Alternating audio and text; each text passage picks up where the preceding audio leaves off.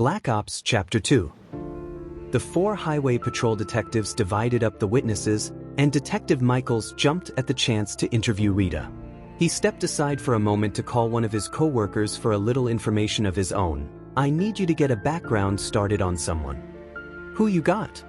Austin stepped over to a table in the workshop they used to get some custom equipment made. "Rita Thomas."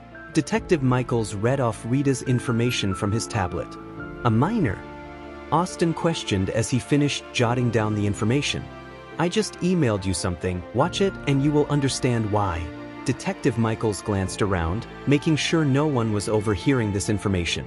Austin watched the video, and Michaels could hear a chuckle. "She's the one who kicked his ass?" Austin trotted over to a computer in the corner of the small hangar they used. "You got it." "I understand completely." Austin nodded as he typed in the information to the computer. "You need me to forward it to the recruiting desk?" "Not just yet." Detective Michaels thought about what had been said in the principal's office, and realized he needed to hang around for a few days. "Can you get down here?" "I can leave when you need me to." "Come then, bring her file with you. There's more to this than I can see right now." On my way, Austin started trotting out of the hangar to the main building. Rita, Uncle John and Aunt Shelly were escorted to an empty classroom by Detective Michaels. "Thank you, officer." The detective looked over at Uncle John as they entered the room. "I can take it from here. Me and my wife are her guardians." John gave a look to the detective that let him know he wasn't going anywhere. "My apologies." The detective glanced over at the trio as they walked over to a table the detective had set up for the interview. "I'm Detective Michaels with the Alabama Highway Patrol. Why don't we get started?" They all sat and the detective pulled out a small recorder. He pressed record, pulled out a pen and pad, stated who was in the room and why. "Tell me what happened." The detective prodded Rita. Rita explained what happened and waited for the questioning to begin. "Do you know the man?" The detective looked up at Rita as he asked the question. Rita looked at him like he was crazy. "No, sir." Rita was confused. "All I know is I saw the gun coming towards me, it was in his hand, and I reacted." Detective Michaels continued to ask her questions about the incident for the next 10 minutes, trying to piece it all together in addition to the video. He continuously jotted down information on a tablet sitting in front of him. The detective hesitated. "Where did you learn how to do what you did?" "My dad taught me." She motioned over to John, wondering what difference it made where she had learned it, and Uncle John. "Where are your parents?" The detective continued to write some information on the tablet as she spoke. "They died." Rita was confused, feeling uncomfortable with the way the questioning was going. "What dash?" "I'm sorry, detective, but I don't understand this line of questioning." John cut off Rita, becoming angry with the detective. "I know you're in law enforcement, but we have to cover our ground to make sure nothing gets by us." Detective Michaels turned to John in hopes of slipping in a few questions for himself, but not knowing John's background, he didn't know it wouldn't fly. "Look, don't give me that bullshit." John was angry now and it reflected in his expression. "I was a homicide and robbery detective in Montgomery for 7 years. You don't need to know all this." John stood up and Rita and Shelly followed suit. "Do you have any more pertinent questions? If not, we're finished here. I'll be in touch if we need anything else." Detective Michaels stood up and handed John his card. John walked the ladies out of the room and down the hallway. Uncle John stopped and turned to Rita. "I don't want you talking to him without me or Aunt Shelly around." "Yes, sir." Rita looked over at the two. "Why was he asking me that?" "I don't know, it was unnecessary, and call me if you ever see him around." John looked at her intently, trying to drive the point home. "And I'll come to you. He's not a regular around here, so I don't know him." John and Shelly promised her they would do everything they could to protect her. "Maybe you could call Jack and see if he knows him?"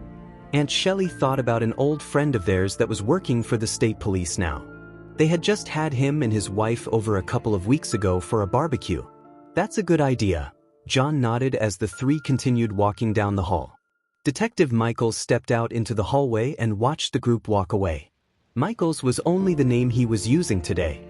His line of work required him to be a chameleon, and, though his intention was to recruit, he knew there was more to this incident than one could see on the surface.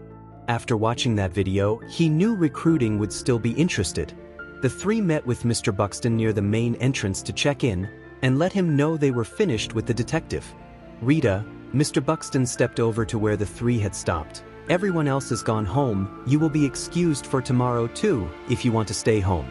I cleared it with the superintendent to make tomorrow an excused absence. Rita nodded and stood thoughtfully for a moment. If it can be done, can what I did not be told to anyone?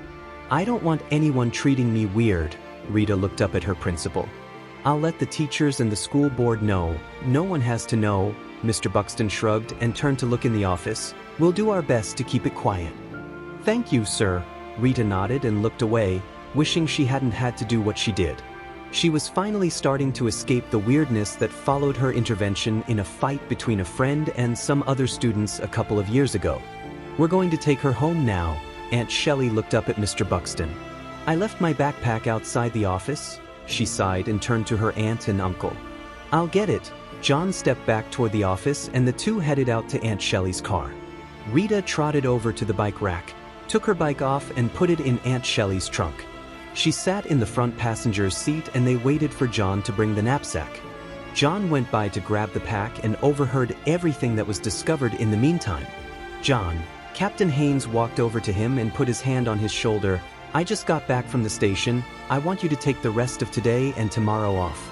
Haynes could see as John tried to protest. I don't want to hear it. I talked to the chief already. Go home and be with your family for the next couple of days. Yes, sir. John knew there was no debating the issue. Haynes had made up his mind and that was it. He ran out to the two waiting in the car and threw Rita's backpack in the back seat. He told the two to head home and that he would be there soon. He just had to run one errand. John stopped by the cell phone outlet on the way home and picked up a phone for Rita. He and Shelly had been talking about it anyway, and after today, he realized it was needed. The two made it home and settled in. Rita ran upstairs and dropped her sack by her bedroom door. She thought for a moment as she stood just inside her room. She thought about all that had happened in her life. Her mother died before she could remember, and her father was in the Marines. She lived with her grandmother most of the time, but felt like she was in the way. Her grandmother, Claire, loved her, but Rita reminded her of the daughter she had lost, and why she had lost her. When her father died, her grandmother couldn't handle the thought of raising a teenager and was going to put Rita in the foster care system. John and Shelly, old friends of both her mother and father, overheard Rita's grandmother and immediately offered to take custody of Rita. Claire quickly made the transfer of custody legal and packed up Rita's belongings. John and Shelly had tried to have a family of their own, but had found out after several years that it would be impossible, and they adored Rita. She was quiet, thoughtful, and had a heart of gold just like her parents.